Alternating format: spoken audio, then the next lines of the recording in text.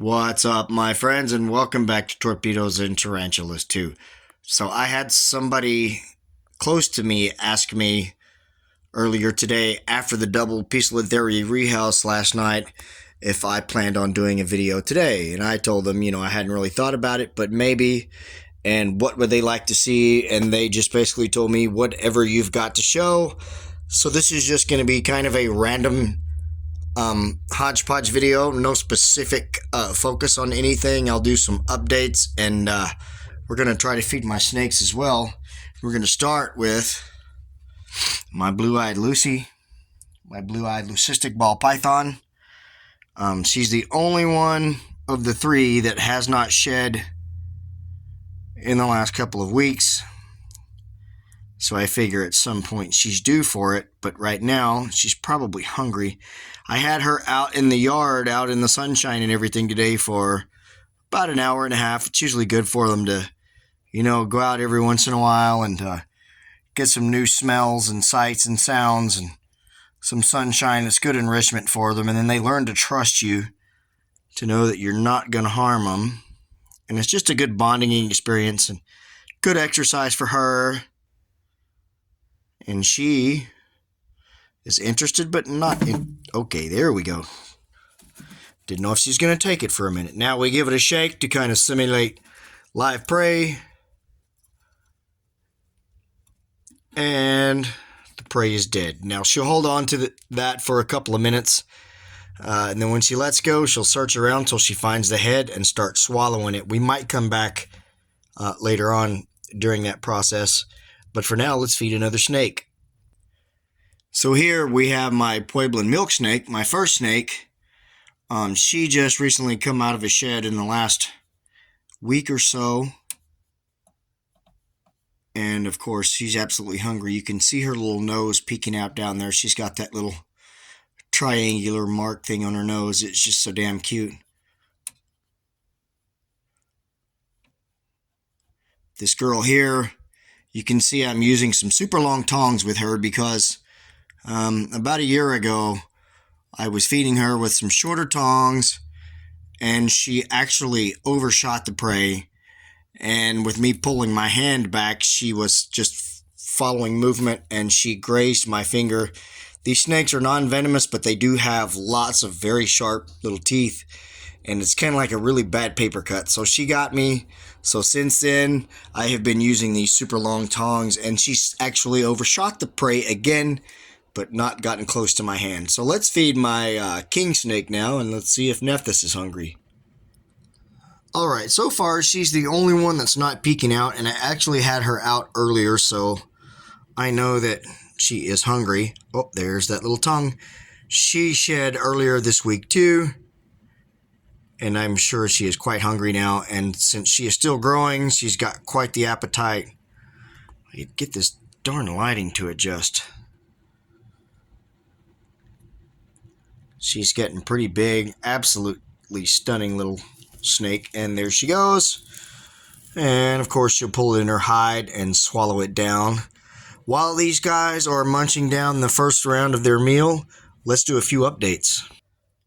Alright, so first up on the updates, this is a molt and sex update on a large tarantula species of mine that just recently molted. This is the Phormictopus species Cautus, also known as the Dominican violet, I believe.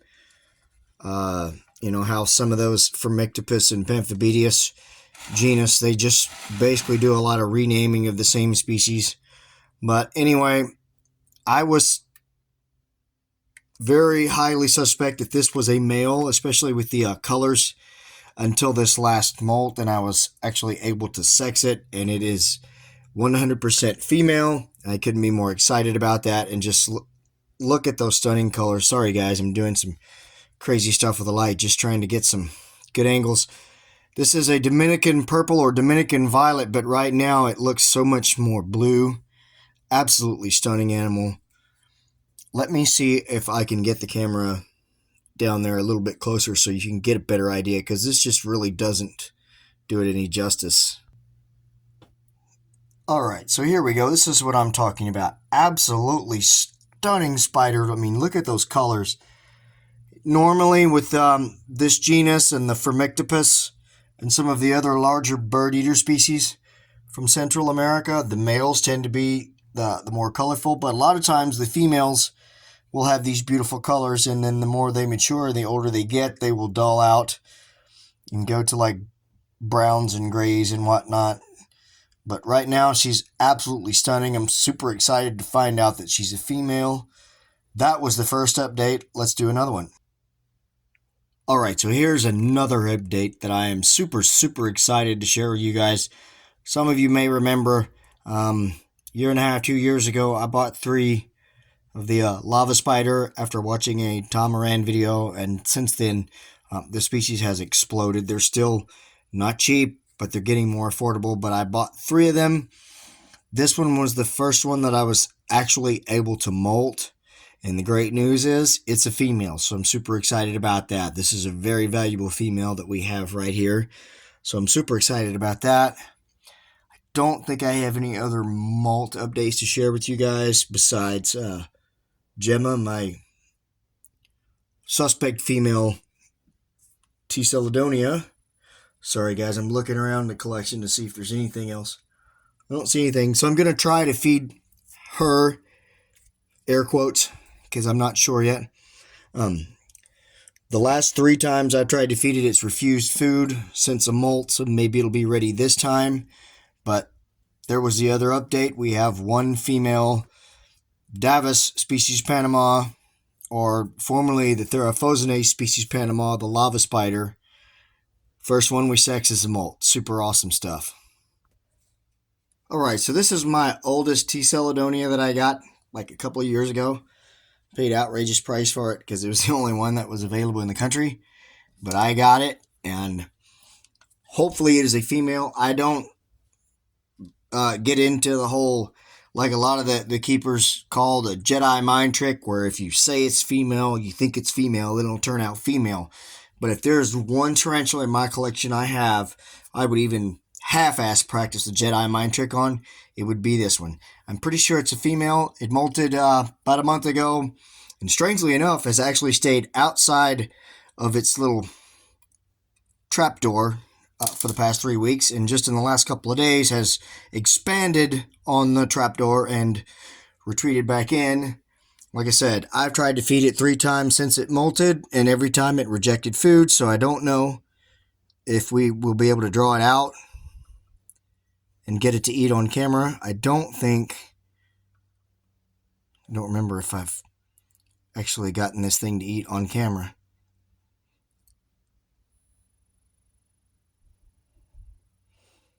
And it's just absolutely not having it, it looks like.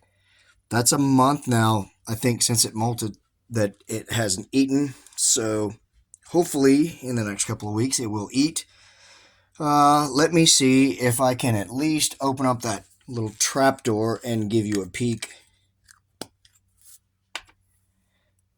I can figure out which way that trapdoor goes. Hold on. There we go. I really hate kind of doing this, but you know, sometimes with these guys, they get shy, and this is the only way you can see them is by doing that right there. Absolutely stunning little spider, and again, I think it's a female. That, I think, is the end of the updates. Let's go see if we've got any snakes that are ready for some more food. Oh, and then the T. Celadonia sling that I bought several months ago, hoping it would be male, and the other one's a female, has finally made a trapdoor, and it just recently molted.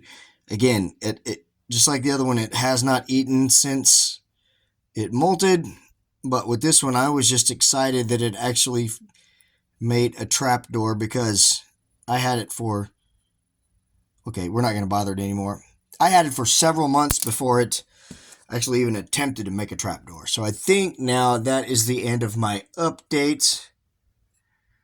Let's try to feed some more snakes. And if I were a betting man on who's ready for their next little morsel, it would be Nephthys, my Mexican black king snake. Said she's still growing. The other two, actually the milk snake is grown. So, you know, she gets the same sized meal every week. The ball python still has a little bit of growing to do, but kind of same thing. She kind of gets the same meal every week, but this girl eats more and more every week, it seems like. Great eater.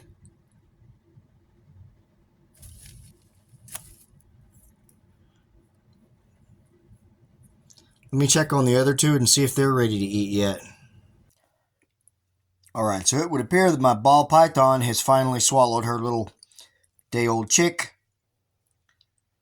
Now let's see if she will take a mouse. And after this meal, since she's the only one that hasn't shed, I'm thinking that this meal, especially being larger than her usual meal, because I usually just give her one animal, usually a day-old chick, but about once a month I will feed her a couple of mice or a day-old chick and a mouse. This one ought to push her into shed, so she probably won't eat for us again for a little while. Absolutely stunning snake. Let's see if the milk snake is done with its first mouse and if it wants another one. Alright, so in the time that we have been waiting on the milk snake to swallow its first mouse, my king snake Nephthys here has actually had another mouse since the last one you guys saw. And this is her last one, her fourth and last one right here. And of course, by the end, I always like to make her work for it. I want her to come all the way up here and actively seek her prey.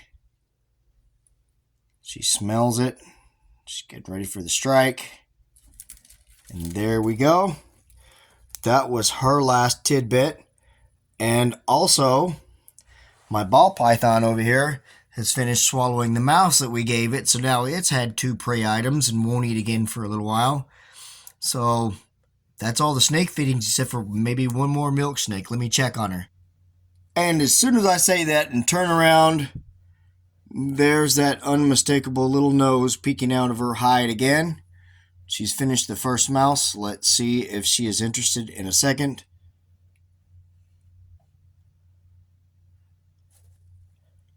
She struck at it but missed. I don't know if that was a yes, I want another bite or a leave me alone strike. Yeah, I don't think she's hungry anymore. I've got one more quick update to give you guys and I will end this video. Yeah, I think she's full. So the other update I wanted to share with you guys was a little bit of an update on my Omanthymus violocipes or Singapore Blue bioactive enclosure. The enclosure is actually doing quite well. She's down there in her cork bark enjoying herself, and you can see all the beautiful plants and everything. For the first couple of weeks, I started getting, like you see these dead spots on the leaves there. I started getting those on both plants, and I really started to get worried. And what I was doing was misting the entire enclosure like 3 times a day. And then I realized that I had to actually directly water the plants. So I would saturate the base of both plants, and then I would go back through and I would mist everything. So, and that has seemed to work out quite well.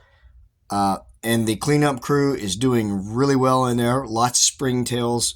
And I'm starting to see lots of little baby dairy cows. So I'm super excited about my first successful, completely bioactive enclosure. Guys, I think that's all I've got for this week. I really hope you enjoyed this video. Rebecca, Dusty, Maya, there you go. Hope you're happy. Hope you guys enjoyed this video and you'll let me know with a thumbs up or a comment or both. If you haven't subscribed to this channel, do that and share this video with your friends. And hey guys, take care of yourselves and each other. Have a wonderful day or night wherever you are. Thank you guys so much for watching this video. Take care. God bless.